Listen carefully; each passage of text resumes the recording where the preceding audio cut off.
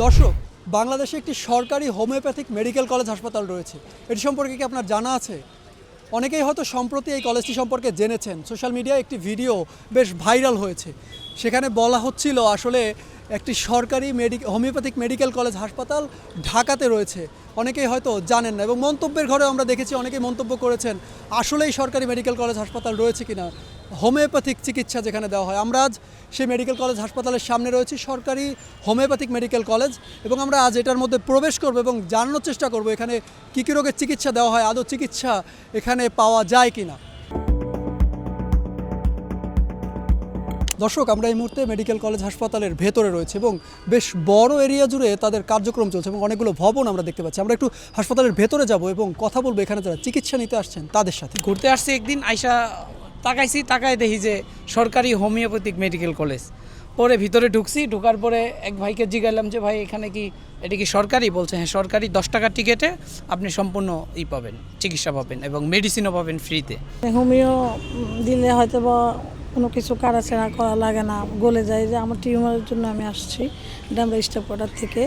আমার husband Saudi আরব থেকে এটা দেখছে তারপর আমাকে বললো তুমি এখানে যাও।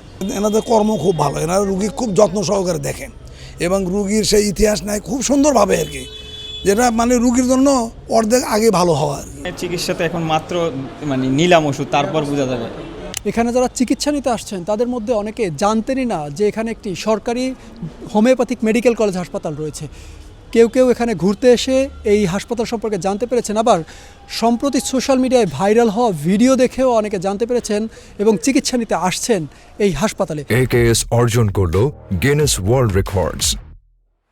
AKS কারণ হচ্ছে রোগীর চাপ প্রচণ্ড বেড়ে গেছে। এখানে প্রায় এখন আগের তুলনায় প্রায় 2 গুণ থেকে 3 গুণ পরিমাণ রোগী আসতেছেন। আমাদের এইখানে হচ্ছে 2টা ডোর আছে, যেমন হচ্ছে ইনডোর আর আউটডোর সেবা।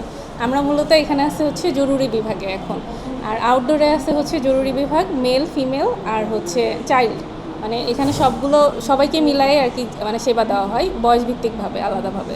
আর ইনডোরেও হচ্ছে মেল ফিমেল চাইল্ড গাইনি, এই 4টা আছে।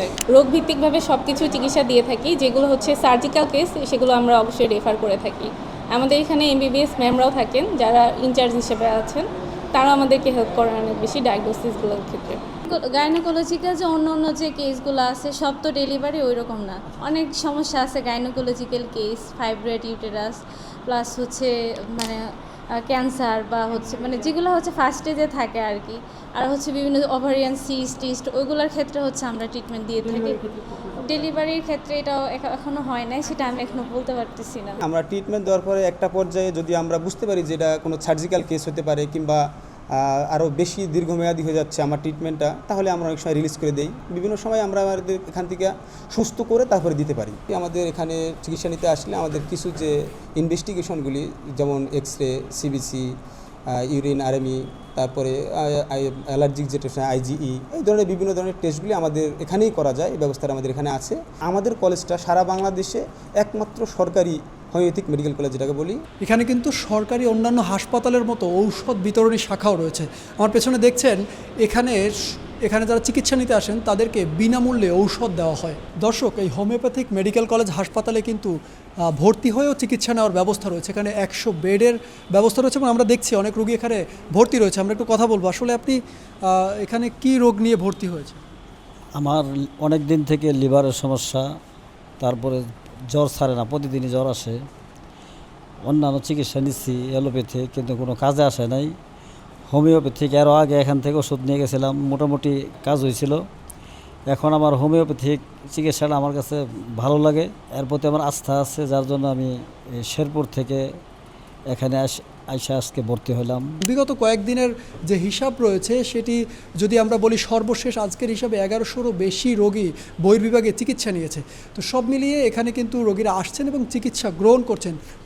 প্রচারণার অভাবেই কিন্তু এতদিন এখানে রোগীর সংখ্যা কম ছিল, এমনটি কিন্তু রোগীরাও বলছেন এবং কর্তব্যরত চিকিৎসকরাও বলছেন। এবং কর্তব্যরত চিকিৎসকরা যেটি বলছিলেন সর্বশেষ, সেটি হলো এখানে যদি রোগীর সংখ্যা এরকম বাড়তে থাকে তাহলে কিন্তু তারা সঠিকভাবে চিকিৎসা দিতে পারবে না, কারণ তাদের পর্যাপ্ত লোকবল নেই।